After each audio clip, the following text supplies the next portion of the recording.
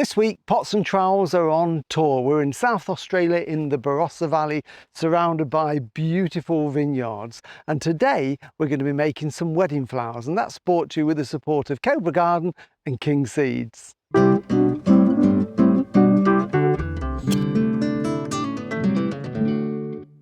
Well, welcome to Pots and Trowels, and one of the very first things we're going to do now we're in Australia as part of our grand tour is to do some wedding flowers, and they're for our daughter who lives in the Barossa, and she's getting married in a few days' time, and she's asked us if we would do the flowers. So I've been around buying cut flowers, we've been raiding gardens, getting lots of foliage so that we can make a very natural wedding arrangements. So what we're going to do today is just do a little bit of preparation on them, get them ready, get them drinking some water, and then tomorrow we're going to get a friend of ours in who was a florist in England, now lives in New Zealand, who's flying across to help us to do the flowers. So you'll see the whole process. So simply I've been and bought this array of wonderful flowers, and we want to keep the theme very sort of white and green. So this is a lovely one. This is Lisianthus. This is almost looks like a little rosebud in there. Very easy to grow, actually, this one is, in different colours. So what I'm doing is just a little bit of preparation. So it's called conditioning. We've talked about this before when we've done flowers with people like Jonathan Mosley. So what I'm doing is just trimming some of the stems down a little bit. So I'm using these really sharp snips just to make a slanting cut, and then I'm going to strip off the lower leaves and pop them in some clean water. And what this will cause is them to drink up the water, and we're going to put them somewhere nice and cool as we can get it, and then they'll be perfectly charged with water, fully hydrated by the morning, and we can arrange with them. So let's just put those Lisianthus in there. I'm going to do the same with this lovely sea statice. This is really lovely and frothy, and we'll make a great filler in there. And the same with this one. This is a native. We wanted to include some natives in there. Now, we sometimes call this as the common name, the tea tree. Sometimes it's manuka. Out here in Australia, the florists called it waxflower. And they've got these lovely little rose-shaped flowers in there just to mix in. So again, what I'm going to do with this has got a woody stem. So what I'll do with these is just using some slightly bigger secateurs on here. Again, we don't need them that long, so I'm just going to cut them down and then just take off some of these lower leaves, just so that, again, it can drink in the water. So everything has got to go in the water. And then we've got a bit of a mixed bucket here. We've got various things in here. We've got some kangaroo paws, that's got to go in, isn't it? Anigaxanthus, that's really lovely. Proteas, leucadendrons, so sort of South African, but also grow really, really well here in Australia. And of course, Pittosporum. So we've got all of this greenie. So what I'm going to do is trim it down, get it in water to condition it, and then in the morning we'll show you how we put it all together.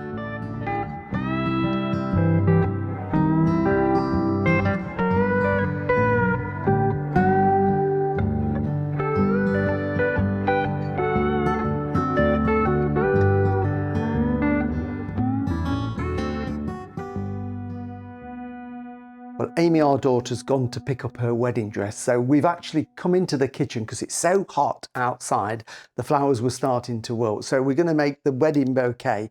Now, if it was just for me and Jill, I would do this, but because this is a special occasion, I can't afford to get it wrong. So I've brought a friend of mine to help me, and Kim and I used to work together 35 years ago. It would be about that, yeah. Martin, yes. You were teaching floristry, I was teaching horticulture at a college.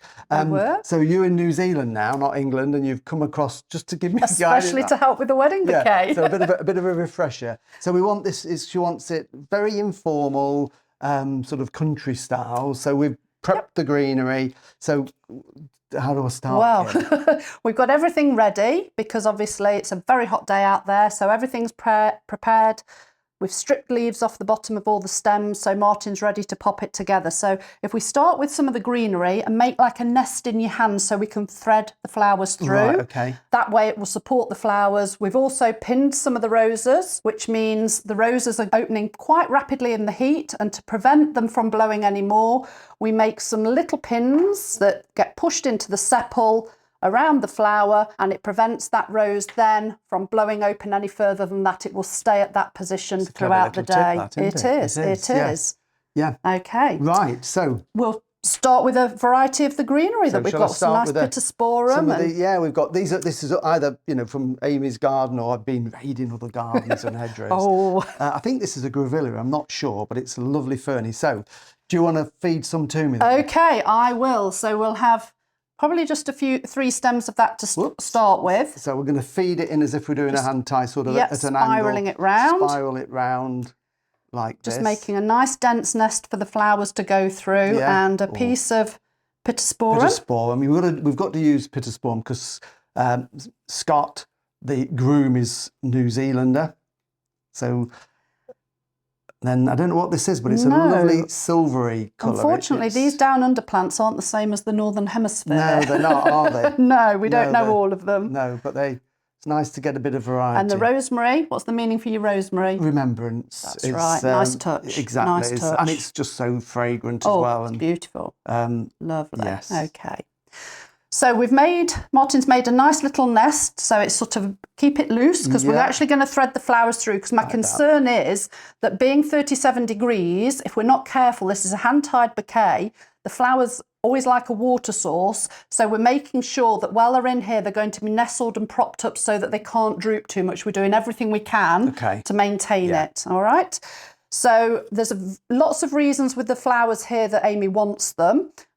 She's picked some, there's special meanings for others, so we've incorporated all of that to get going. So we'll put some nice green button chrysanthemum in. That'll again, the little short stems will add some support for the flowers that are coming through. So push it through the centre, loosen the grip in your hand. That's it, so it just threads through again in the same way in the spiral, and I'd probably be putting another one towards this side, do the same with that one, and then we've made a really nice little sort of cage almost to thread through the more Lisianthus, the eustoma, the roses, and the other flowers that are going. And I'm just going to snip that little bit off just there. Perfect. Just to tidy that up, and that one there, which I've missed. Excellent. Yeah, so we're going to now work our way around with more flowers. Absolutely. Yeah. Okay. Cool. Beautiful roses and the nice Banksia protea there. So with the eustoma or Lisianthus, I think we need a little bit to the front on this side, and we'll have a bit at the back. So that's quite a nice one for the back for you, but not too high that it's going to tickle a nose, Martin. Okay, that's a good point. Don't want to sneeze in, do we? And I'll pop another one in there of that. And another one can go right outside there. So again, you might have to just turn it in your hand if you want. You can keep turning it. Well, I'm looking at it from the front, so it will be sort of that way as Amy's holding it, and a little bit more. Yes, because as a bride, if I can just take it from you one moment, this is just a little tip that I've always taught students. A bride should never carry a bouquet up there. She should carry it as if she's got nothing on, she's covering her naughty bits. Oh, there you go. So it should be held down there. Yes. So that's the angle that the guests and everybody will see, but there's still an element of niceness for the bride to look down upon and enjoy as well. Okay? So I need a little bit more. Bit more, we're not too far away. Okay, so. But I think we've got a little bit more, and that's got beautiful shape. So just turn it around, let's have a little look where we are with it. I think a little bit more coming out from behind this rose would be rather nice of that. That's nice, that silver in there. It is, it just adds a nice contrast and different texture. That in there like that. And probably another one at the front in where that gypsophily, I think would be lovely.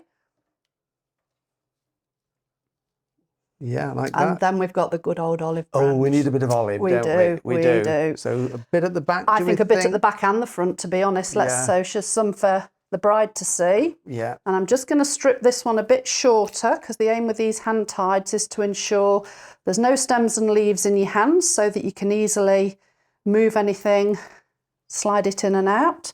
So a bit of olive then at the front, so it's cascading forward.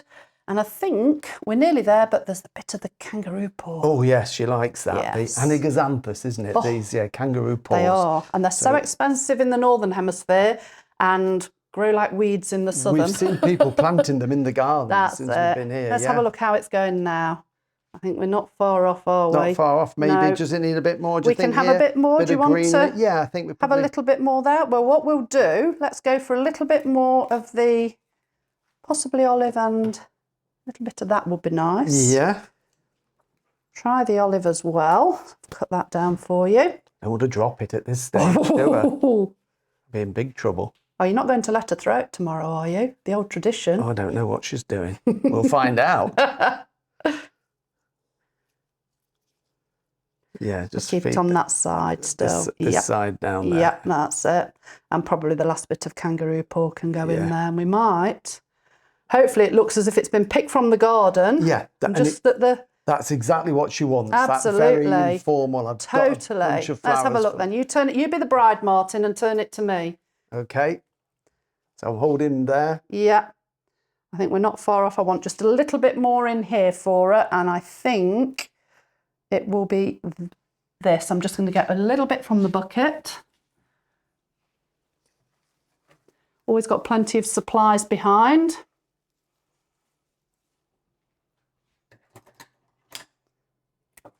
There we go.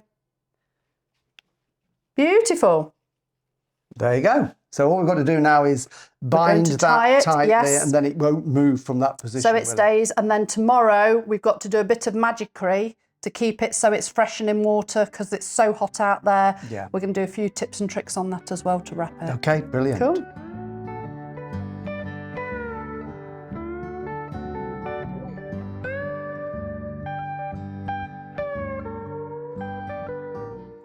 So now we've done the bouquets, we're just doing some little table decorations, really simple jam jars with a bit of lace and hessian round, and we're using all the offcuts of the foliage, last few flowers in there. Really simple to do, aren't they? Absolutely, but so effective as well. So it's just anything goes with this, really. We're just putting lots of fillers in, flowers, foliage, bit of gypsophilia, and these all stand on the table. So there you go, all finished, the table decks are done. Bride's bouquet is ready. I've got the flower girl's little poses. So that's it, all we need to do now is have a drink. Thank you for your help, Kim. You're welcome, cheers.